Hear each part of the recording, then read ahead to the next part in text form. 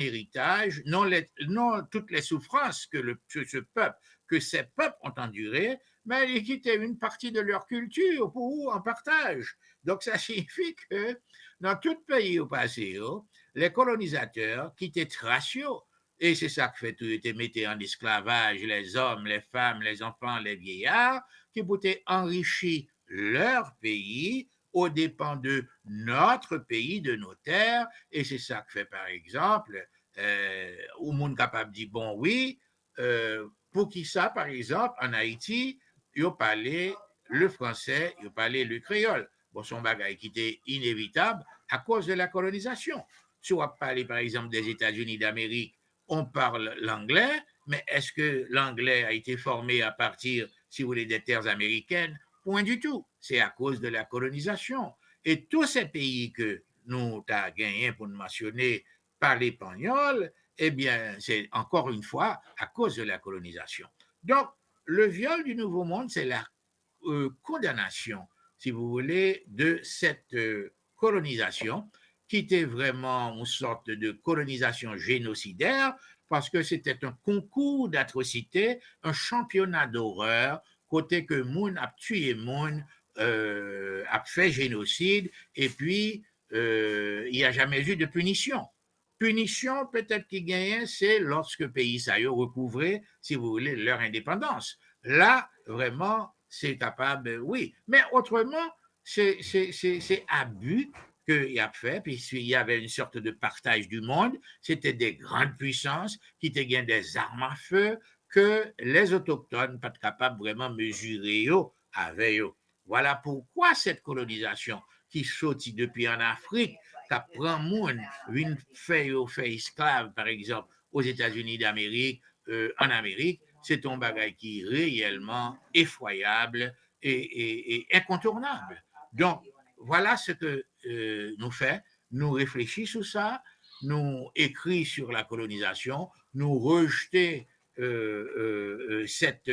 l'horreur de cette civilisation européenne, soi-disant, qui vient abattre sur l'Amérique, qui étend sur l'Afrique, qui étend sur l'Asie, côté qu'ils se sont imposés, ils volaient les richesses, si vous voulez, de tout un monde, de 3 mondes même, parce que il y a l'Amérique, il y a l'Afrique, il y a l'Asie, eh bien, pays ça, tout gros colonisateurs, eh bien, tout le monde savait c'était gros pillageurs. Ils étaient bons pour pays par eux, mais ils pas bon pour pays panne. Nous-mêmes, c'est souffrir que nous avons souffert. Alors voilà, il fallait s'ériger contre cette colonisation barbare, et c'est ça que fait nous avons fait le livre ça, il y aurait les 1492, le viol du Nouveau Monde.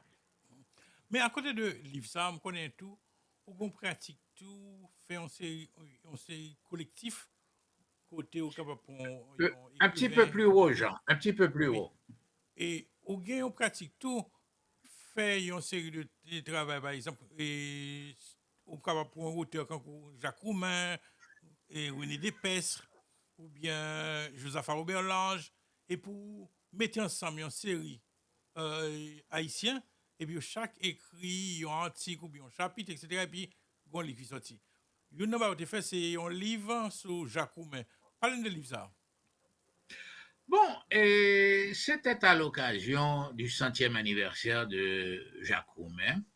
Et c'était un phénomène, disons presque mondial, parce que c'était pas simplement en Haïti que d'ab célébré le centenaire de Jacques Roumain. Jacques Roumain, c'est un monde qui impactait, enfin, beaucoup de continents. Non seulement que œuvre transcendait, si vous voulez, les frontières haïtiennes, pour tomber et pour être célébré, si vous voulez, dans le monde international. Et c'est ça que nous, ouais, qui rivait pour l'œuvre de ce grand homme que relait Jacques Roumain. Jacques Roumain, et nous avons pensé que c'était un devoir de mémoire d'ailleurs. Pour moi, par exemple, on va parler de Jacques Roumain, c'est avec plaisir que vous faites lire, c'est avec beaucoup d'honneur tout qu'on fait, parce qu'on connaît que en parlant de Jacques Roumain, c'est en parlant, si vous voulez, de l'excellence de la culture haïtienne. Par exemple, là, je nous montre que Jacques Roumain a écrit, c'est un homme tout à fait savant, convaincu, si vous voulez, de l'idéologie qui beaucoup plus relevait de l'humanisme plutôt qu'autre chose.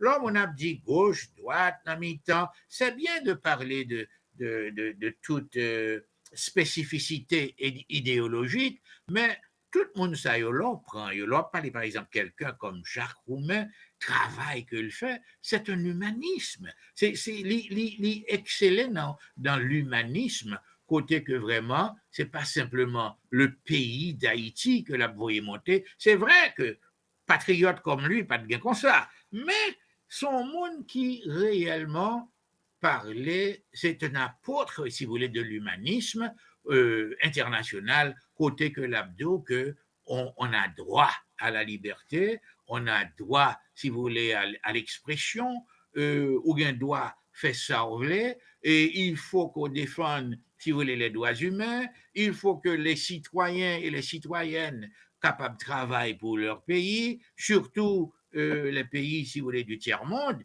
qui subit à tout impact de la colonisation. Donc, Jacques Roumain, c'est comme dire, son monde qui a montré la direction à prendre, la direction à suivre. Et c'est ça que fait grand pile monde qui les suivent lui. Même monde comme Jacques-Stéphane Alexis, qui est aussi grand que Jacques Roumain d'ailleurs, qui est aussi savant que lui et qui est aussi un grand écrivain.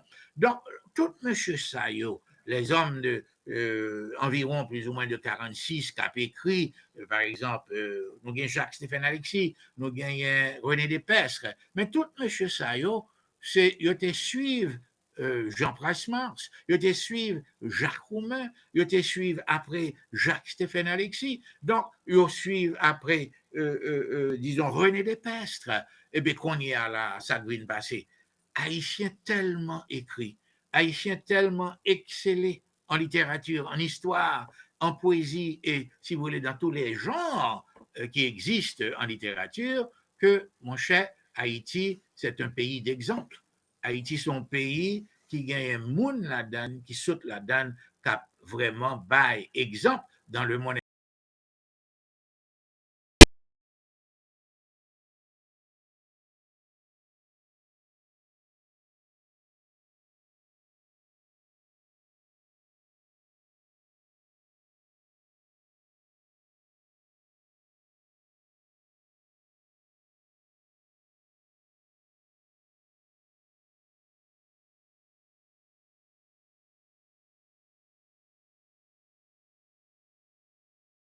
tout. Et puis, monsieur, tout, c'est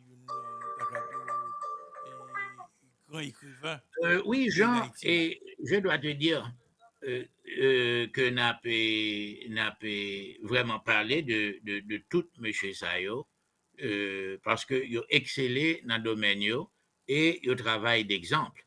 Ce sont des gens qui ont offert au monde international exemple à suivre, comment pour nous traiter mon nom, comment que pour les peuples bataille pour joindre liberté, le concept et la pratique, si vous voulez, de la citoyenneté, eh bien, c'est toute bagaille ça que nous avons montré à travers nos grands écrivains, qu'il y aurait les Jacques Roumain, qu'il y aurait les Jacques-Stéphane Alexis, qu'il y aurait les René Despestre, qu'il y aurait les Dany Laferrière, etc., qu'il y aurait les Joseph Alarge. Donc, c'était des gens qui vraiment brillaient dans le domaine de la littérature et que nous avons fait un devoir, c'est un devoir de mémoire pour écrire sur Mounsayo qui offrit tant d'exemples frappants et tant d'exemples importants pour la culture haïtienne et surtout pour la jeunesse haïtienne qui a grandi. Très bien. Mais, bon, c'est certain, au pas de rencontré en chair et en os Jacques-Stéphane Alexis ni Jacques Roumain. Mais moi-même qui ai regardé dans Internet, là, moi, dans île en île, moi, où tu fait, en France, où tu te rencontré avec René Despestre. Parlez-nous de rencontre ça.